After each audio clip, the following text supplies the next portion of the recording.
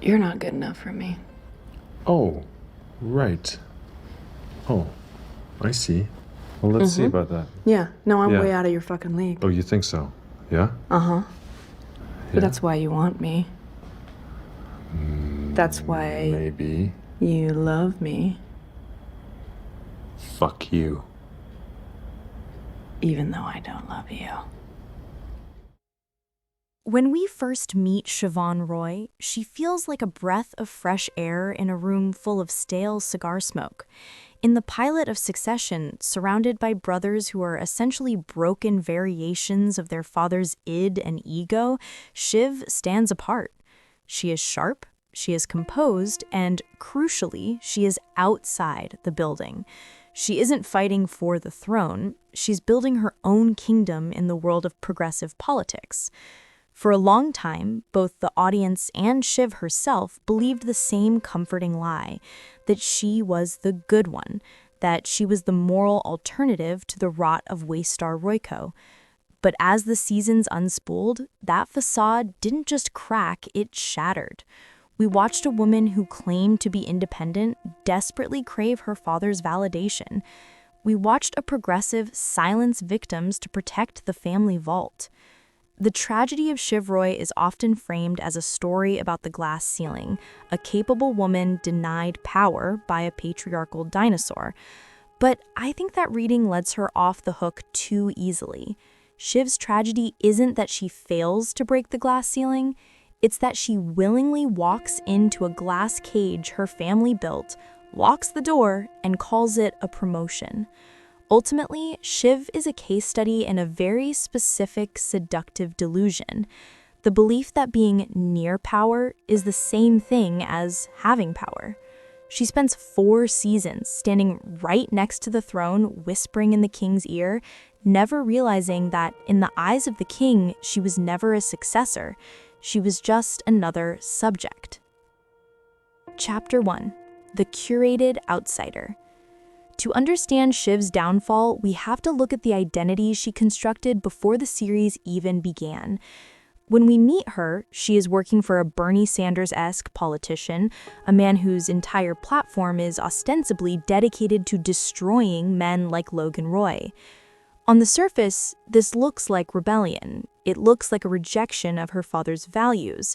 But if you look closer, Shiv's political career wasn't a rejection of the family business, it was just a different department. By positioning herself as the clean Roy, the liberal face of a conservative empire, she wasn't cutting ties, she was diversifying the portfolio. She was providing the family with a hedge against their own toxicity. There's a psychological safety in this position. By staying outside the company, Shiv could maintain a sense of superiority over her brothers. She could look at Kendall and Roman floundering in their father's abusive boot camp and tell herself, I'm smarter than that. I'm better than that. She treated her independence not as a genuine conviction, but as a costume, a curated identity of competence that she could wear to dinner parties. The problem, of course, is that this competence was largely theoretical. It had never been tested in the fire of the Waystar boardroom. Her rebellion was safe because it was funded by the very dividends she claimed to despise. She was playing at being an outsider, all while keeping one hand firmly on the trust fund. And the moment that outsider status stopped serving her ego, the moment it became more enticing to be an insider, she dropped the costume without a second thought. Chapter 2: The Gravity of the Sun. The pivot point of Shiv's entire arc happens in the first episode of Season 2, inside the Summer Palace. Logan offers her the CEO position. He tells her, it's you. You're the one. And she believes him. Now, a rational observer might ask, why would she believe him? She knows her father is a manipulator. She knows he pits his children against each other for sport. But Shiv accepts the offer immediately, abandoning her political career and her moral high ground in a heartbeat. Why? Because of the gravity of the sun. Logan Roy is a narcissist of such colossal proportions that he bends reality around him. For his children, his attention is the only currency that matters. For Shiv, the offer was not just a job promotion, it was the ultimate validation she had been starved of her entire life. It was her father finally saying, "I see you. You are special. You are like me." This is where the trap snaps shut. Shiv mistakes her father's manipulation for love. She mistakes his need for a new pawn for genuine respect. She enters his orbit thinking she is going to be the co-pilot, failing to realize that a narcissist doesn't want a co-pilot. They want satellites. They want objects that reflect their own light back at them. By stepping inside the company, Shiv surrenders her only real leverage, her distance. She thinks she is stepping into her inheritance, but psychologically she is regressing. She becomes just another child in the nursery, fighting for daddy's approval, trading her autonomy for a promise that was never written down. Chapter 3. Performative Competence. Once Shiv is actually inside Waystar Royco, we begin to see the cracks in her armor. And this brings us to one of the show's sharpest critiques, the satire of the modern girlboss. Shiv knows the aesthetics of power perfectly. She wears the sharp turtlenecks, the backless power suits. She knows the buzzwords. She knows how to roll her eyes at her brother's incompetence. She carries herself with the swagger of someone who believes she is the smartest person in the room. But there is a massive gap between performing competence and actually being competent. Shiv has no experience. She's never run a division, never managed a P&L, never navigated the granular, boring trench warfare of corporate operations. Her brothers, for all their profound damage and failures, actually spent years inside the machine. They know how the plumbing works. She thinks she can just walk in and redesign the architecture. We see this painfully in the Pierce negotiations. She blurts out that she's a successor because she can't stand being sidelined for 5 minutes. She prioritizes her own ego over the deal. She views business strategy through the lens of personal validation. She mistakes her intuition for expertise. Because she grew up watching Logan, she assumes she absorbed his genius by osmosis. But proximity to genius isn't genius.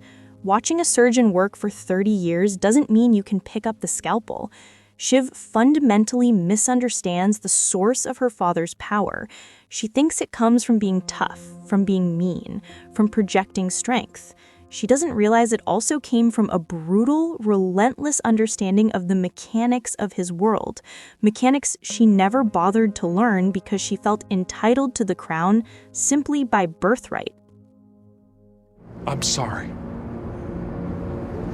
I'm sorry, but you have hurt me more than you can possibly imagine.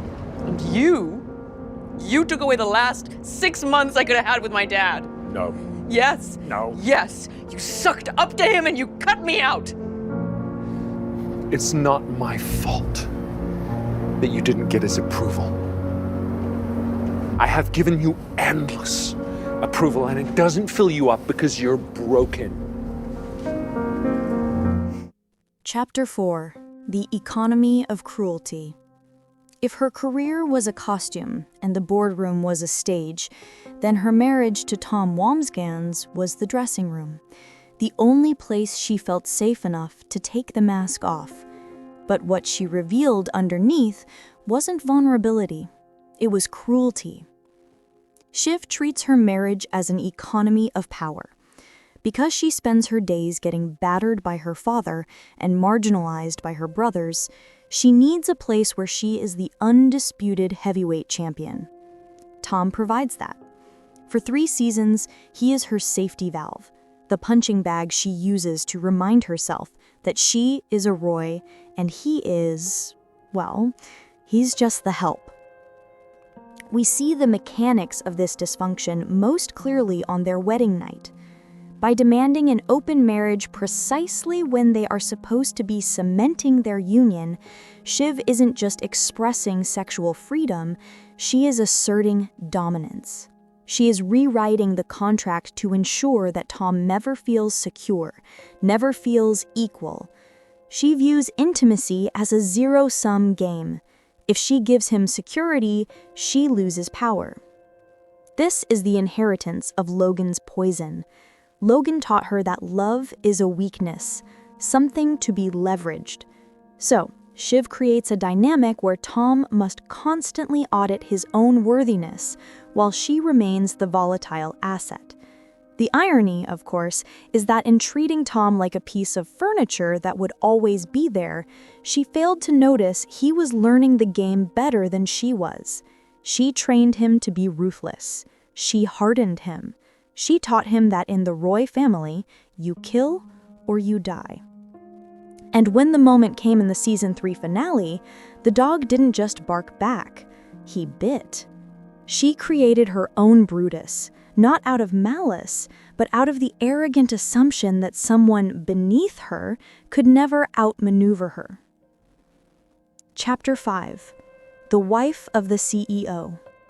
This brings us to the bitter end, the series finale with open eyes, the boardroom vote.